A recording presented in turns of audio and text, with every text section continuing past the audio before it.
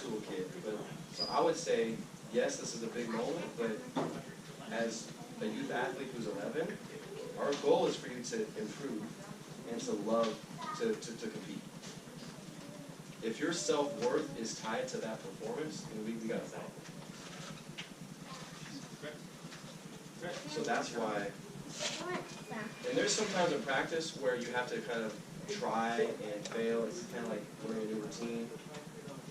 You have to be loose, and it's not, and come game time, put it all together. But it's this whole concept of having what's called a growth mindset. Carol Dweck out of Stanford.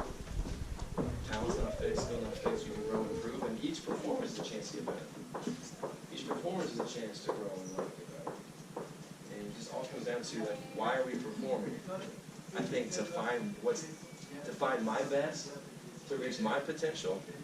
And I like to say, they play to beat us, we play to be us.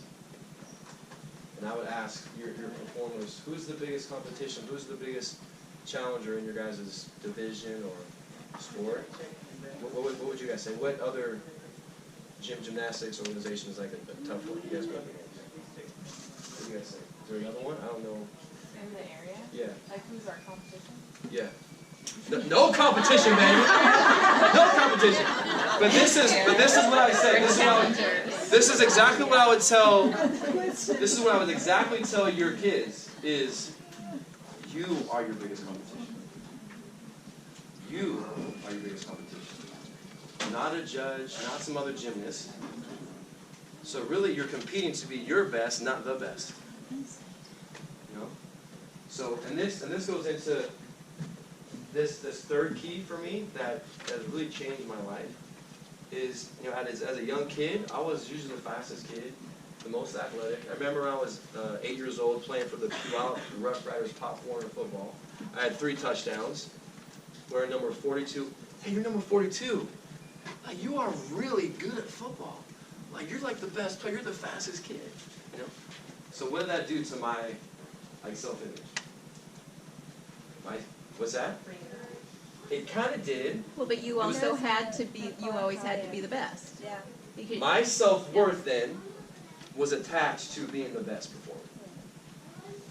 Being the best. And my self-image was, wow, people think I'm getting significance. I'm getting, like, praise for performance. So now, every performance, my self-image is on the line. My happiness is on the line.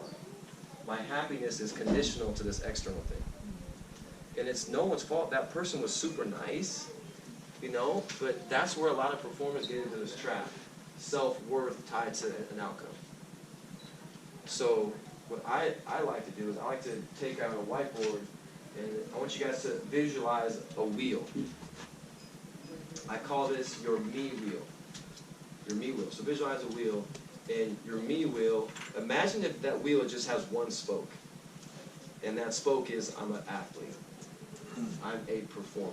And that's the only thing that holds you up as you're moving towards life. What happens when you have a bad performance? That wheel breaks. And you're crushed. And you're depressed. And you're freaked out. So what we like to teach kids and performers, and I'm talking to an adult, I'll say this like a sales professional, the same thing. You're more than one thing. You have your faith. You're a student. You're a sister. You volunteer in your community. You do band and choir. You have this dream of being a doctor, or whatever it is. It's like we're getting all our self-worth wrapped around one performance. And it makes sense because we spend a ton of our time here. We train, it's less expensive. But I like to tell the story of Steve Young. Steve Young played quarterback in the NFL. He won multiple Super Bowls, was the MVP. And he was giving a lecture. He went back to Cal Berkeley, played for the 49ers in San Francisco. Berkeley's pretty close. He's giving a lecture, and he had a question. Steve, man, how are you so calm under pressure? How are you been consistently one of the top passers in the NFL? And you know what he said? I'm a lawyer. I'm a lawyer. I'm not just a football player. I went back to school to get my law degree. I'm a person of faith. I love my church. I'm actually a husband first.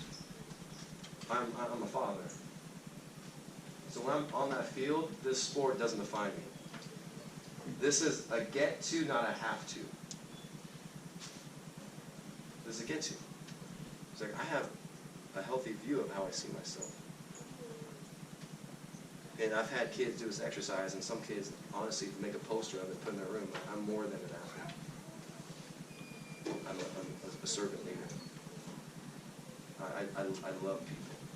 I'm a phenomenal teammate. Did you see this exercise I'm working on here? Because what I felt like, because of this misshapen view of like my self-image, every performance was a matter of life and death. Because if I had success, I was worthy. If I failed, I was worthless. So the goal is to help them be calm under pressure. The goal is to help them to be confident. The goal is for them to not fear failure. The goal is for them to look at adversity and attack it, not run away. So if they have a healthier self-image and more balanced in how they see themselves, that's going to help them perform better. Is that what we want? It's going to help them have a healthier lens of themselves.